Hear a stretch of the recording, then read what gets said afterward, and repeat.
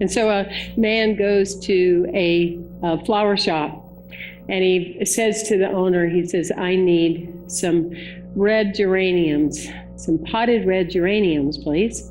And the man looks around and he goes, sir, I'm sorry, we're all sold out of those, but we've got a lot of other things. We've got African violets, and I'm sure we can find something to your liking. He said, oh no, they must be potted red geraniums. And the guy looks at him like, okay. He said, well, because I was supposed to be watering hours while my wife was out of town.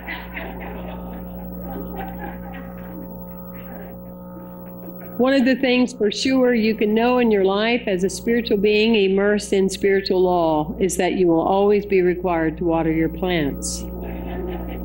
That is one of the reasons that we gather here every week, is we come together to water each other's minds and our hearts in the fluidity of life and remind each other of who we are, to mirror back the possibilities, to continue to grow in a way that is universal, that is inclined, that is dynamic, that is all of us out in the world as leaders being difference makers. It's key to our evolution that everyone seated today realizes that you've already received what you need to be whole, and therefore the real measure is now moving out in the world and taking it to the streets and changing the consciousness of all of the things and the world around us. And I believe that more than ever that we are the people that have been charged that great responsibility. Are you with me?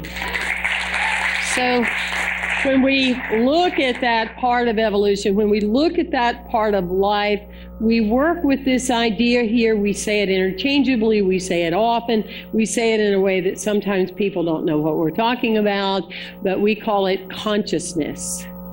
Consciousness. Every one of us, we are here to expand our consciousness. We are here to expand what we know. We are here to expand what we are aware of. We're not here to look at life in a linear way or because it was the same way yesterday. Today, every one of us had a dry eraser board. This day, when you woke up, you had a dry eraser board and nothing was on it. Absolutely nothing was on it. And you, of your consciousness and your decision, decided to start putting things on it. Well, I'm going down there to Unity today, and, I'm going to get a little boost, and, I'm going to go here, and then I'm going to go to the movie with some friends, and then I'm going to, and I'm going to be mad at my mom. I was mad at her yesterday and the day before, and then my cousins, they really upset me every time I go to the party, and they're at the party, and you just start filling it in, and you fill in those beautiful blank spots, and it repeats. And for the life of us, we don't understand why. Take a big breath. Because I said we, I didn't just say yuns and only me. No. That is why. Because we continue to water those same things redundantly, even the things that we don't feel give us benefit. We give them space, we give them conversation, we give them lectures, we give them our time. And when all along we want some space for something else to be a little bit different. When I, came out of my family system, I looked at what are those beliefs that keep bringing me back to a place that did not feel innate, did not feel natural, did not seem to go with the teachings of Jesus and or other leaders in the world, spiritual leaders that say, there's always enough, people. Hast thou not enough? Lo, thy good rushes to meet thee. And I had heard all my life and kept putting on the dry eraser, there won't be enough, there won't be enough, there won't be enough.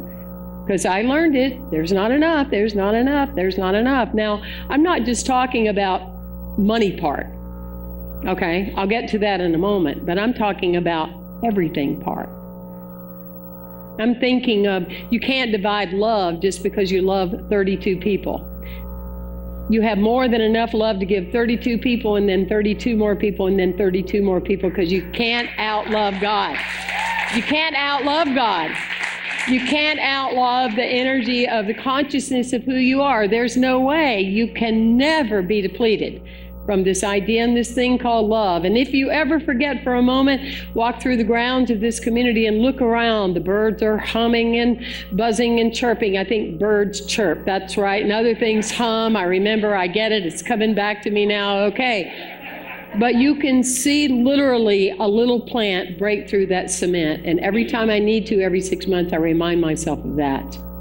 That little plant can break through cement because it has an intelligence and it's told that's what it is to be. You and me, we have that. We have that consciousness telling us what we are to be, and we can break through that. But to rid ourselves sometimes of those paradigms, I get it. They're not easy. They're in our minds.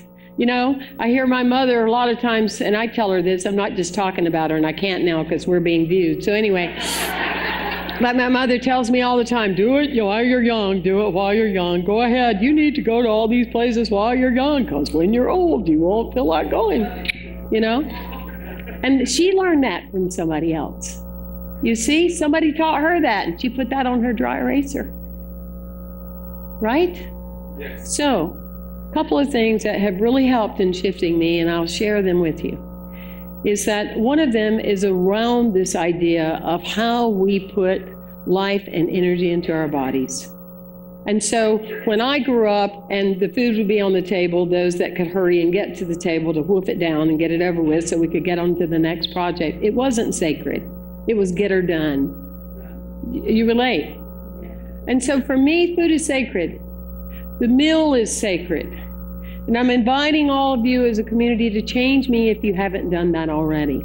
And often what will happen is the family says the same prayer that Grandpa said, that his grandpa said, Lord, please help us get to food and get a good order. I'm sorry, that does not affect the cells in my food at all. Do you know what I mean? That does not help the molecular structure of my food at all. It's like, what just happened? Was that a blessing? It's so rote, it's so tired, in my opinion, for me. So when my food is served, my hands are welcoming my food. I welcome you. I welcome you into my being.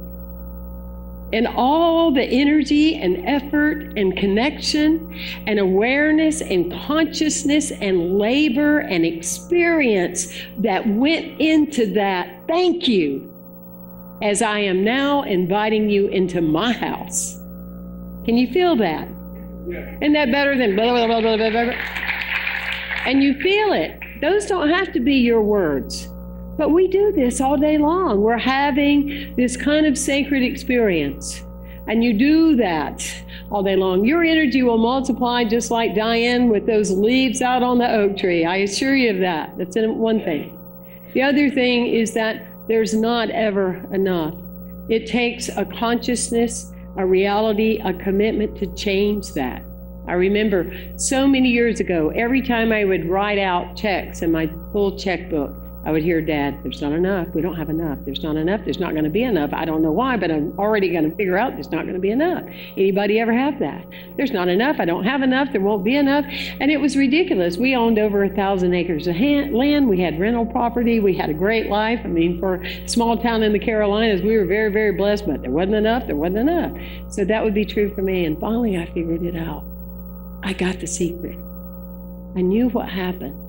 My checkbook is the same as a trash can. Stay with me, don't quit. I mean, I got degrees about this, okay?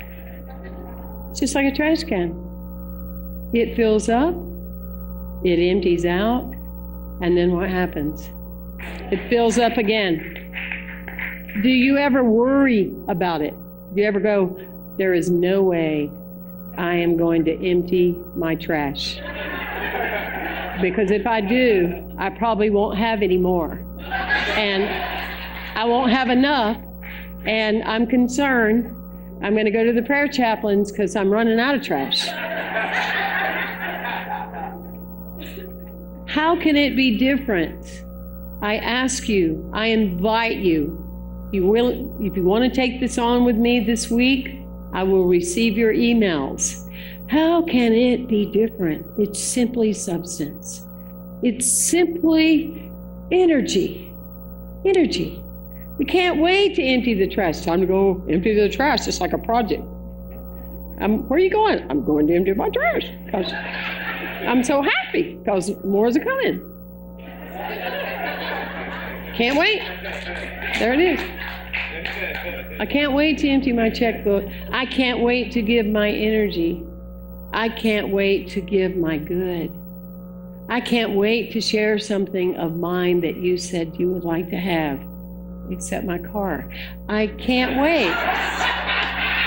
I can't wait. You understand that? Because this is, every now and then I'm committed. I do think we need to have a little fun talking about spiritual principles. Goodness knows the world is way serious enough. But it's true teaching, it's real, it's rich, because it's part of what is changing within you. Our consciousness is shifting throughout our lifetime. It is like us trying to wear the same clothes we wore in first grade. Can't. But when we still bring these beliefs to the table, when we still bring these ideas, when we still bring our defending what we learned long time ago that's so old, it is impossible almost for us to release and to let go. In the parable of the sower, Jesus tells the story very clearly, not quickly. He's told it clearly that when the seeds were thrown, they were either thrown on a rocky area, they were thrown on thorns with very little soil, and eventually they were thrown on good soil, and then they multiplied. They multiplied. And so that is your question for you with your consciousness this week, is what seeds do you keep throwing on rocky soil? It could be that you're continuing to defend belief systems that no longer work. It could be that you're still putting into this day what didn't work last month and anticipating different results. It could be.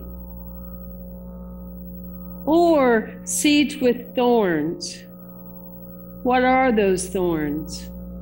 We make excuses. We make excuses. I meant well, I thought well, I could see it, I could feel it, but yet, well, next time. Next time is related to the cousin, not going to happen. Right? What is that? Making excuses. Or probably the bigger one is we compare ourselves to other people. Over there, what we assume they have. Over there, what we figure that happened to them that didn't happen to us yet, and we've been in unity 20 more years than they have. Or whatever. Cute little story is that a man was asking a beautiful lady to marry him. He says, honey, I love you with all my heart. Oh, I love you. I love you so much, and I want you to marry me. I know I'm not as rich as Johnny Brown. And Johnny Brown, he has a Porsche, and he has a yacht, and, but I love you with all my heart. And she said, I want to hear more about Johnny Brown.